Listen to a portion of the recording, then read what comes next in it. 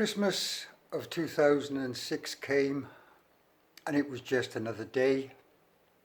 This was my fourth Christmas I'd spent in Tihar, and back in the day I loved Christmas. I loved the build up, the Christmas tree, the decorations and all the rest of it. Now it didn't mean anything to me at all. I didn't even know that New Year's Eve and New Year's Day had passed until somebody told me a couple of days later. At that time I didn't have a calendar. Days meant nothing to me. And that's how it is now, unfortunately. Christmas doesn't mean anything to me at all. It's a bit of a shame, but it's how it is. In a previous video, I mentioned in 2003 that 3 miracles occurred. This is the first one.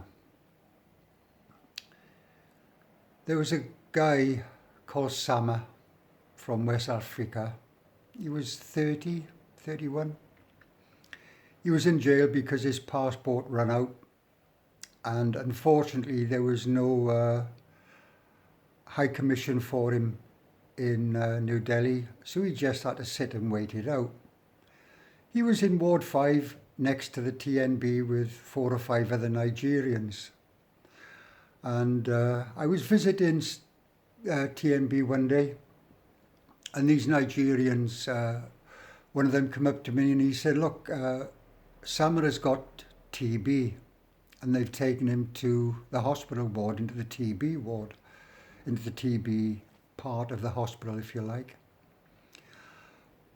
Could you go and just check on him? I said, yeah, no worries. And that day, a foreigner had got food from the outside and given me this food, so I thought I'd take it to Sama. I went into the TB ward and he was there on his bed. And man, he looked really bad. He looked really ill. And actually, he looked pale. His English was perfect. Perfect. Anyway, I sat with him on the bed and gave him this food. And I said, you need to get some sun on you, mate. He said, no, I'm not allowed to leave the ward, like. And I said, look, come with me. So he had his food. And I helped him out of the TB ward, and we sat outside in the sun for about a half an hour. And it was nice. And he said to me, you're the man that's doing this thing called Reiki. And I said, yeah. He said, can this help me? And I said, there's no reason why not. He said, can you do this for me? I said, I will channel Reiki to you from my cell every night for the next week. See how you get on. Now, bearing in mind that when you get TB in TR, you're kept in the TB area for 6 months. So that night, I channeled Reiki, this distant healing Reiki, to Sama. And I did it for 5 days or 5 nights. He went to the doctor, or the doctor came and checked him out and said he was fit enough to go back to his ward. Sama was a bit gobsmacked, to say the least. And when he went back, his cellmates went straight to the hospital and they complained to the doctor. They said, look, you've sent this guy back, he's got TB, what are you doing? And they said, we've checked him and he's okay. He can come back to your cell. That's the power of Reiki, right? Whether you believe this or not, I don't care. This is how it happened. This is the truth. That was the first miracle.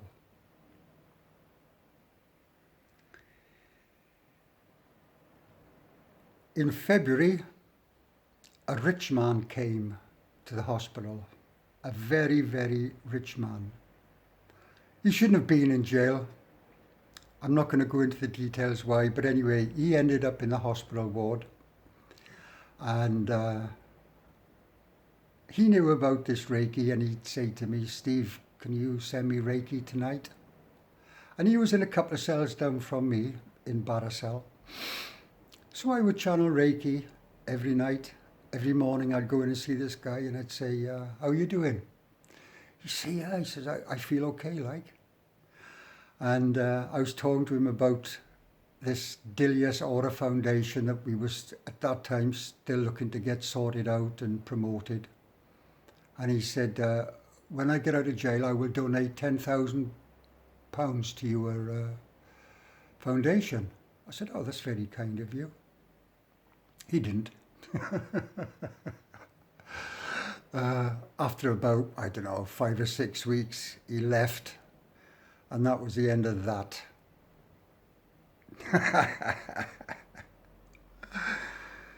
The same in February.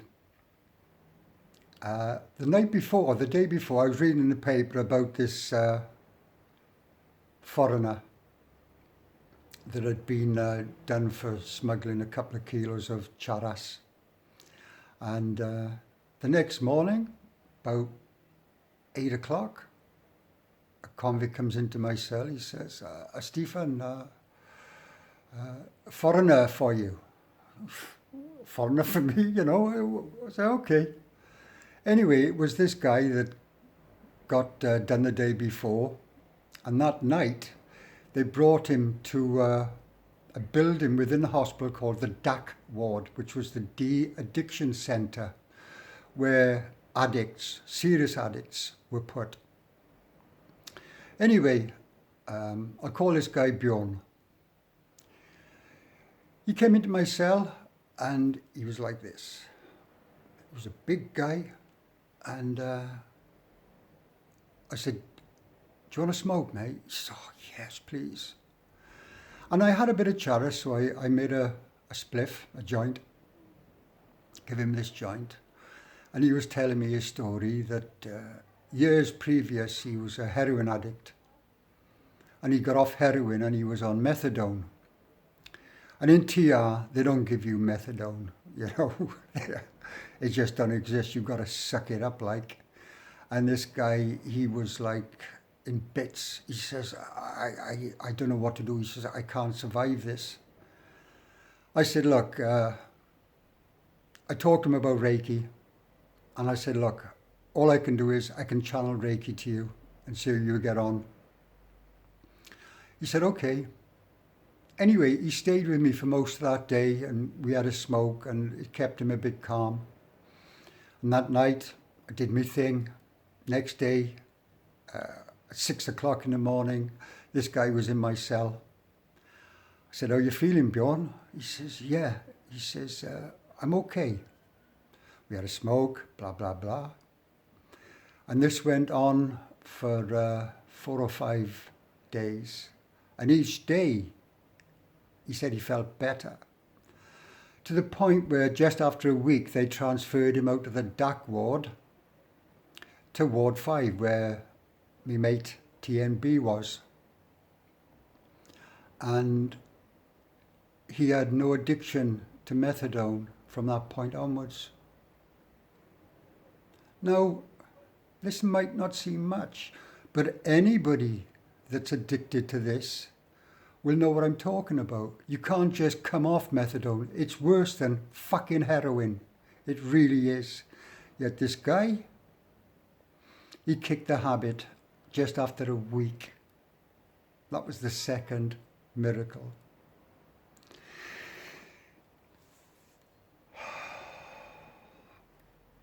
In the March,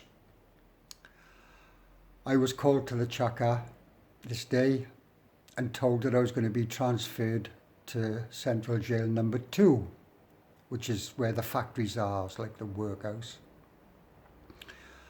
And I said to the AS, I says, no, I don't want to go to Ward 2.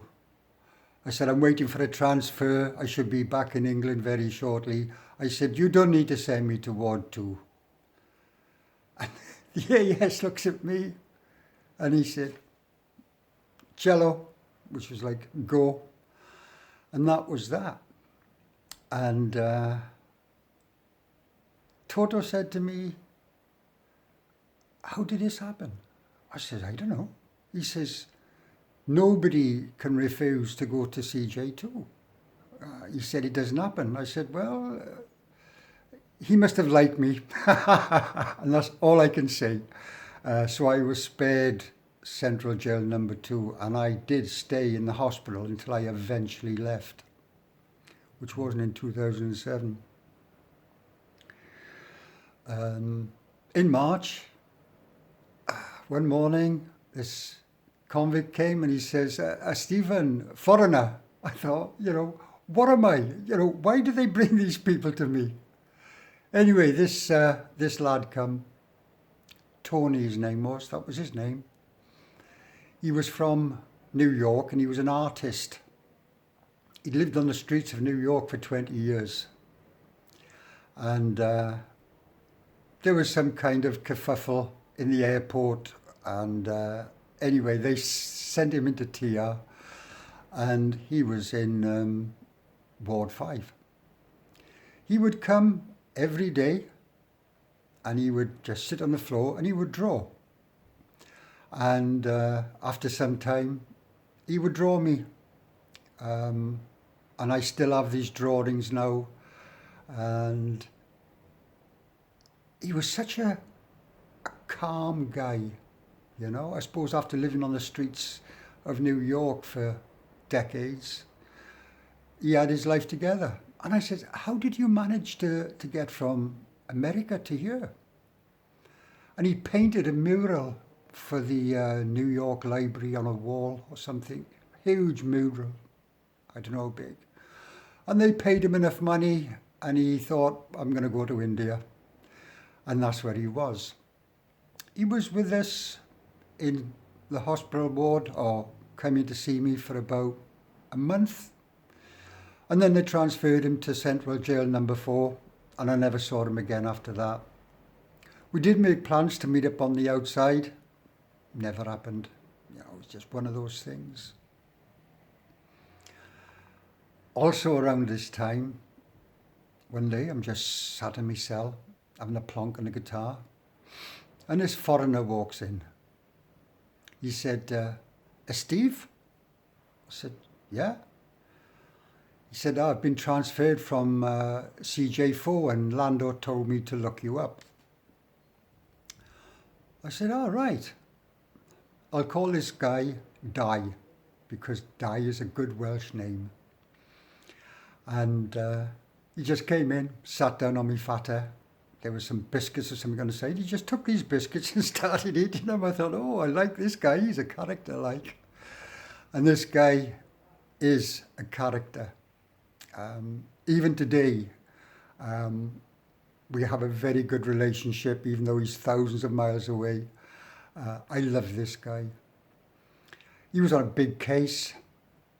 And I said, how long are you going to be here? He said, oh, I'm not going to be here long. I'm in transit. He said, I'm just waiting to go. Like, I thought, yeah, aren't we all, Anyway, he would get food in regular every week. Most weeks, I think. So, we was having good food, cheese and biscuits and various other kinds of stuff. And also charas. He had contacts on the outside, and this guy would have charas on a regular basis. He said to me one day, he says, look, can you look after this charas? He said, just keep it safe for me, okay? I said, yeah, man, no worries. So I had a place where I could stash this. And even though I'd had, after this, a few searches, they never found the charas. And he said to me, help yourself. And what I did in the evening time, I would make 1 or 2 spliffs. I never abused it. This guy, honest as the day is long, wouldn't tell lies. And if there was something you asked and he didn't want to tell you, he wouldn't tell you. Simple as that. This guy is so honest. One of the very, very few people I knew in TR like this. And our relationship carried on until I left. Lovely, lovely guy. 2nd of April I'd been in Tihar for 4 years. And I reflected on it that day. I can remember this. And I thought, yeah, 4 years ago I walked through the gates of hell. Now, no. I am so happy, so content with my life as it is. And that's what Tihar did to me. It dragged me through hell for a couple of years, and then I come out of it. And like I've said before, everything had changed. I used to hug trees in the hospital ward. I'd put my arm around these trees and I could feel the energy. I was a completely different person, totally different. Not long after that, Toto, he'd been in jail, I don't know, 9 years. Went to court and was found not guilty after 9 years. And he got released. And again, even today, I'm still in contact with this guy. And he's thousands of miles away, but we still keep in contact from time to time, and it's nice. They're the few people that I have kept in contact with. On the 24th of April, it was my birthday, my 57th birthday, and I can remember at the time, I didn't even know it was my birthday. And Di came to me this day, he said, "It's your birthday today, isn't it?" I went, "Is it the 24th? He says, "Yeah." I said, "Yeah, it's my birthday, like." And this guy had gone to the kitchen in the hospital and got a load of quality food, all vegetarian, of course, because there was no meat or fish, anything like that allowed in Tihar. And he got him to cook up a load of food, and there was 10 of us sitting down to this dinner that Di had arranged for my birthday. That's the kind of guy he is. Very considerate, hard as nails, this guy, but a lovely, lovely nature. In May, by then, I used to buy 2 parota a day, like a chapati with a filling inside. I used to get these every morning, and that would used to normally do me for the day. I might have something off Di occasionally, but I basically lived off 2 parota and tea and hot milky coffee. That was my diet. Anyway, this day, and it was a Monday, everything was as it's always been. Went to bed about 9:30 at night. 1 o'clock in the morning, I woke up and I was as sick as a dog. I had loose motions, and this carried on virtually every hour through the night. By the morning, I was totally exhausted. I managed to get me tea, went back to my cell. I was sick again, and what was coming out of me from the back end was black, just black. I didn't smoke that day, and occasionally I'd get up and I'd be sick again. By the Wednesday, I was hallucinating, and that went on for 3 more days. And it was all about numbers. I mean, I was studying numerology at the time, and which is all about numbers. And that's all I was doing. I was hallucinating all the time, day and night. And I was getting weaker and weaker. By the Friday night, I hadn't ate since the Monday morning. And I thought I was dying. That's the God's honest truth. I thought, fuck me, I'm dying, like. 6 o'clock in the morning, I woke up. The cell was already open, and never even heard them open it up at 5:30. I felt as right as rain. It was like as if nothing had happened. Years later, I was telling my wife about this, and she said it was probably an ulcer that had burst or something. I don't know what it was, but that was the most horrendous physical suffering in a week that I'd had in Tihar. And I was glad it finished. Anyway, yeah, that morning after I got up, I mean, yeah, I could hardly stand, like, even though I felt okay, there was no strength in me at all. And I walked outside of the cell and I just fell over, ripped my arm up, all up the one side of my arm. I had to go to the OPD and they slapped iodine on it and all this bullshit. And that was that.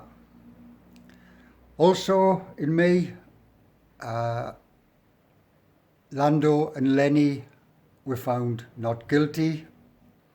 So they were put into a deportation camp somewhere in Delhi to await their passports, and then they were free men. I mean, they were free men, but they still had to go into a deportation camp.